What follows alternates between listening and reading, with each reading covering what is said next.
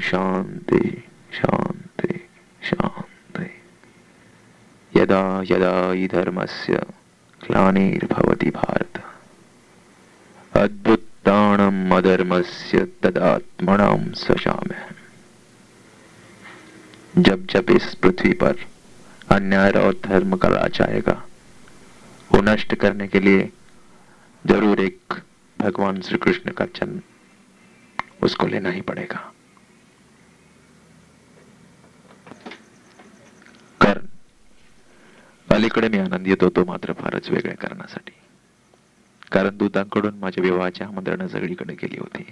विवाह, खरोखरी जगात स्त्री आणि विवाह या दोन गोष्टी नसत्या तर माणसाचं जीवन कसं झालं असतं? विधात्याचे हे रमणीय जग म्हणजे केवळ एक मरुभूमी ठरले असते। नद्या, निरझर, पशुपक्षी आणि सुंदर सुंदर फुले असलेली तरीही मरुभूमी। प्रेमासाठी ताणलेला माणूस मरुभूमीत वनवन भटकला असता आणि शेवटा वेडापिसा होऊन त्यानं झाडाझुडपांना मिठ्या मारल्या असत्या। त्याच्या तडफडणाऱ्या जीवाला आत्महत्येशिवाय शांतीच मिळाली नसती। म्हणूनच स्त्री म्हणजे विधात्यानं, विश्वकर्त्यानं आपल्या पहिल्या साखर झोपेच्या वेळी टाकलेले हळुवार निश्वास वाटतं मला। त्या निश्वासात पुरुषांच्या जळणाऱ्या मनाला शांत करण्याची प्रचंड शक्ती असते। स्त्रीच्या प्रेमळ सहवासात माणूस जगाचं क्रौर्य विसरू शकतो, अपमानाचे कडूघोट धीरानं पचवू शकतो, नव्या पराक्रमाचे पर्वत उभे करू शकतो। विवाह म्हणजे तरुण मनाला ज्याची नेहमी जोड असते असं जीवनाच्या वाटचालीतील सर्वात मोक्याचं ठिकाण। विक्रमाच्या सागराला सौंदर्याच्या सरितेचं सानंद आलिंगन, दोन तरुण मनाचं मधुर मिलन। म्हणूनच मला दुसरं तिसरं काहीच दिसत नव्हतं। दिसत होती ती फक्त माझ्या जीवनातली माझी साथीदारीण म्हणून प्रवेश करणारी माझी भावी अर्धांगी। एखाद्या मधमाशीनं आपल्या आवडत्या फुलाभोवती गुंजारत सारखं फिरावं, तसं माझं मन तिच्या काल्पनिक मूर्तीभोवती एकसारखं घोटाळत होतं। मला माहित आहे माझ्यासारख्या योद्ध्याचं मन हे असं असू नये, पण ते तसं होतं कारण मी एक माणूस होतो। योद्ध्याचं मन काही बाणांची पाती करतात त्या लोखंडाचं केलेलं नसतं, त्यालाही भावभावनांनी बांधून टाकलेलं असतं।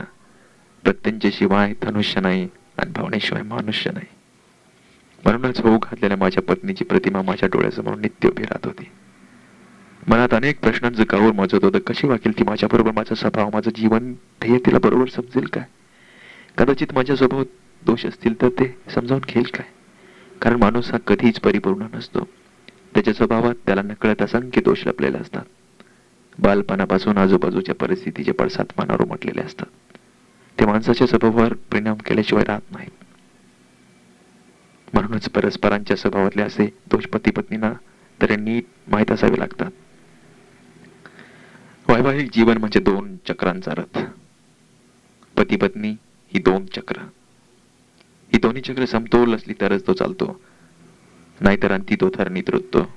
ज्यांना हे पटत नाही ते केवळ एक विलास म्हणूनच विवाह करतात। चांगली तलमूत्र परिधान करून फिरतात अशी माणसं म्हणजे उत्तम वस्त्रातील केवळ पशुच।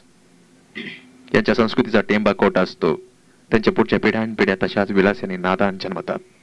हत्तींच्या पायाखाली मुंग्याचं वारूळ सापडलं की त्यातील लाखो मुंगे जशा चिंदामेंदा होऊन जातात, तशाच काळाच्या कचरापुढे त्यांच्या वंशजांची अवस्था होते।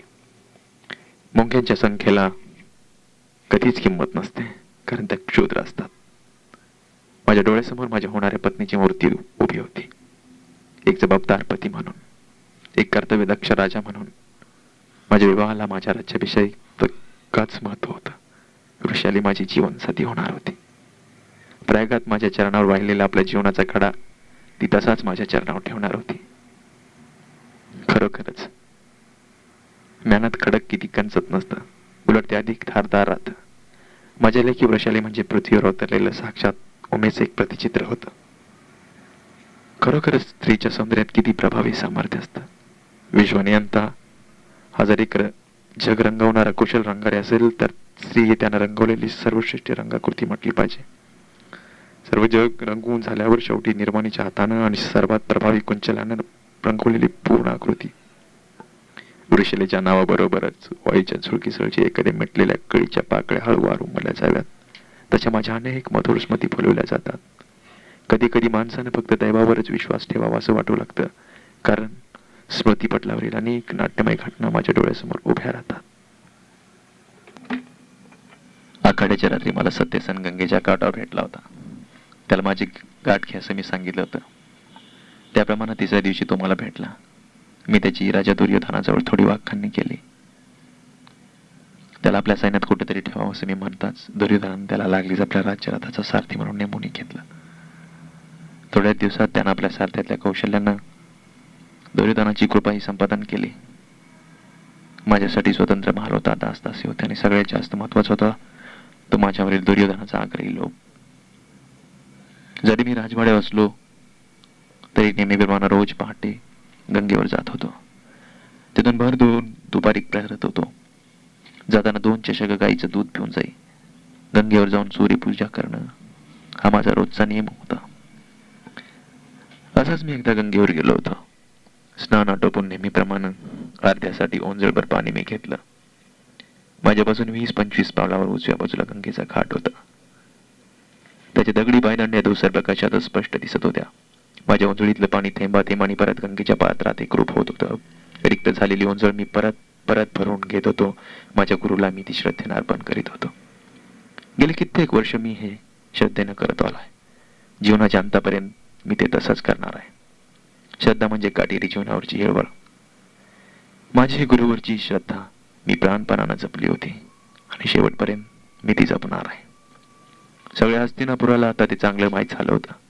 सकाळचे 3 प्रहरी कर्ण कुठं आहे असा हस्तिनापुरात कुणालाही प्रश्न विचारला असता तर प्रत्येकानं निर्धास्त उत्तर दिलं असतं, गंगेच्या काठावर. नित्यासारखा मी त्याही दिवशी एका उंचळीनं माझ्या श्रद्धेचा खट भरत होतो. पूर्व दिशा नुकतीच कुठं उजळू लागली होती. क्षणात निळ्या साम्राज्याचा सोनेरी सम्राट आपल्या रथाचे किरणरूपी हजारो घोडं उधळीत पूर्व क्षितिजावर हसत उभा राहिला. पशुपक्ष्यांनी मंजूळ आवाज काढून त्याचं स्वागत केलं. गंगेच्या पैल तीरावरची हिरव्यागार लुसलुशीत गवतांची असंख्य पाणी अंग चटकून तरारली. त्यावरचे हिरवे टोळ आपल्या गवतावरची मौशया सोडून पटापटा इकडे तिकडे उडू बागडू लागले. तृणपात्यावरचे दवबिंदू रुपेरी चंदेरी चंका चमकू लागले. कुर्णातील गायींची कोंड सुवासर पृष्ठमाना वाकड्या तिकड्या करून बागडू लागली. पक्ष्यांनी पंख चटकून किरबिलत चाऱ्यासाठी काठी सोडली. काही कारंडो पक्षी फडफडत मध्येच गंगेच्या पाण्यावर शेपावू लागले. पंख पाण्यात भिजताच परत वर शेपावून आकाशातच भरारी घेऊ लागले. मंदिराचे डौलदार कळस सोनेरी रंगात उजळून निघले. गंगेच्या असंख्य लहरी सोनेरी वस्त्र पांघरून चमचमत एकमेकीचे नृत्य गुणगुणत पेर करून नाचू लागल्या. सगळं चराचर कसं चैतन्यानं कुदू लागलं. जगाला उजळवणारा तो अक्षय महादीप माझ्या कानातील कुंडलांना गोंजाळू लागला. माझ्या चेका अबोध भाषेत बोलू लागला. डोळे सताळ उघडे ठेवून एकटक पाहत मी ते खटाखटा पिऊ लागलो. माझ्या मनाची तेजाचा रस डोळ्याने पिण्याची इच्छा कधी तृप्त का होऊ नये ते मला कळत नसे. कधी कधी तर ते तेज मी अखंड दिवसभर डोळ्याने प्राचन केलं होतं. तरी मी अजून तृप्तच होतो.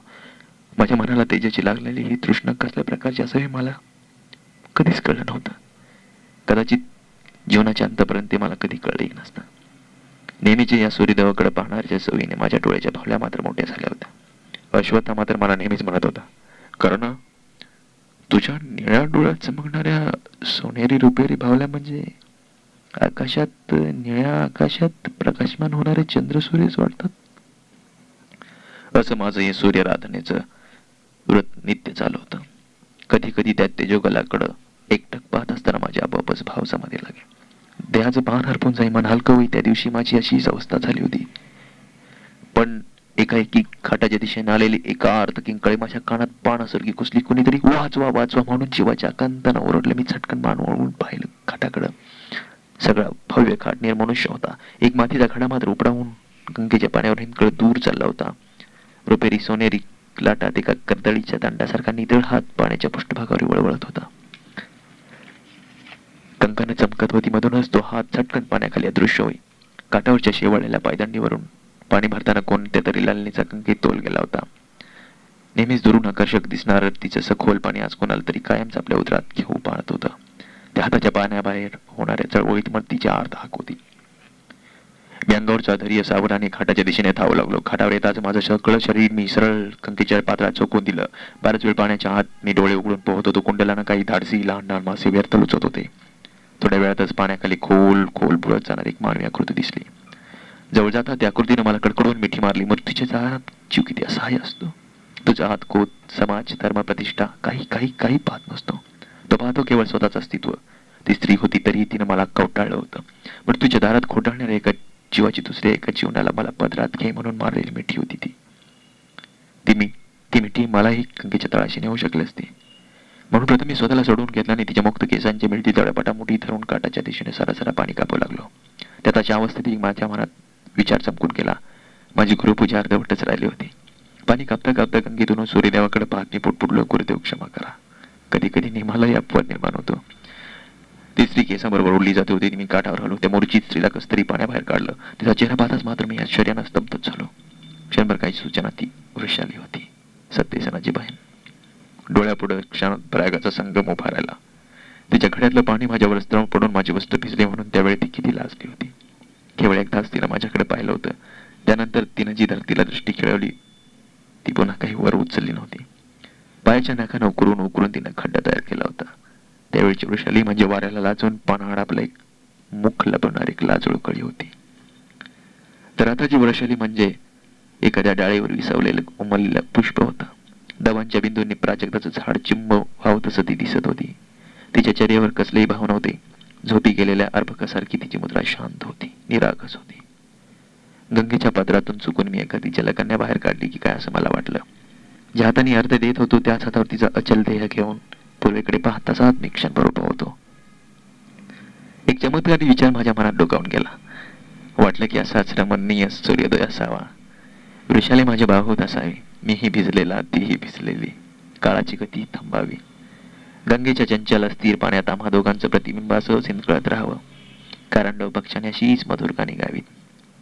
पण क्षणातच तो मी विचार अंगावरची पाल झटकता तसा झटकून टाकला. मला माझी तीव्र खंत वाटली. किती झालं तर ती एक परस्त्री होती. तिचा अचल देह मी एका प्रशस्त पायदंडीवर अलगट ठेवला. तिच्या अंगावरून नितळणारं पाणी पायदंडीवरून ओघळत परत गंगेत मिसळू लागलं. काय सांगणार होतं ते तिला. अर्धा खटका ती शुद्धीवर तर आलीच नाही. किती किती निरागस दिसत होती ती. भिजलेलं वस्त्र तिच्या अंगाला जागजागी चिकटलं होतं. पाण्याचे चुकार मुकार बिंदू तिच्या गोऱ्या गोल मुख कमलावर ठिकठिकाणी थपकून चमकत होते. त्यांच्यावर पडणारे सूर्यकिरण परावर्तित होऊन तिच्या गालावर विखुरले होते. तिची त्यावेळची देहलता म्हणजे गंगेचे एक अटदार चंदेरी वळणच वाटलं मला. काठावर ठेवलेल्या कोरड्या उत्तरेची मला आठवण झाली. त्याण्यासाठी मी लगबगीने उत्तरेजवळ आलो. ते घेऊन तसाच मागे वळतो तो तिचा श्वास मंद मंद चालू झाला होता. घाटावर तर कोणीच नव्हता. उत्तरेयाने मी तिच्या मुखावरचे जलबिंदू हाताचा स्पर्शही जाणवणार नाही असे टिपले. तिने आपली मान थोडीशी चाळवली आणि हळुवारपणे डोळे उघडले. प्रथम तिला आपण कुठं आहोत, मी कोण आहे काहीच कळालं नाही. बावरल्या नेत्राने ती माझ्याकडे एकटक पाहू लागली. कुंडलावर दटलेले 2 जलबिंदू घरंगळून माझ्या खांद्यावर पडलेले तिने पाहिले. आणि क्षणातच तिला आपण कुठं आहोत, मी कोण आहे या सर्वांची जाणीव झाली. झटकन ती उठून बसली. अंगावरचं ओलं वस्त्र सावरण्याचा गमतीदार प्रयत्न ती करू लागली. तिने आपली मान खाली घातली. सावरून उभं राहताना माझं उत्तरीय तिने आपल्या अंगाबरोबर तसंच लपेटून घेतलं. वर उठून गंगेच्या पाण्यात दूर वाहत गेलेल्या गड्याकडे बोट दाखवीत मी म्हणालो, माग प्रयागात तुमचा एक घडा फुटला होता. आता हस्तिनापुरात एका गंगेनं कायमचा हिरावून घेतलाय. कोणासाठी ते तिलाच विचारा. तिने हिंदकळत दूर जाणाऱ्या त्या गंगेतल्या घड्याकडे एक दृष्टिक्षेप टाकला. लाजून खाली मान घालून ती गरखन वळली आणि एक एक पायदंडी चढत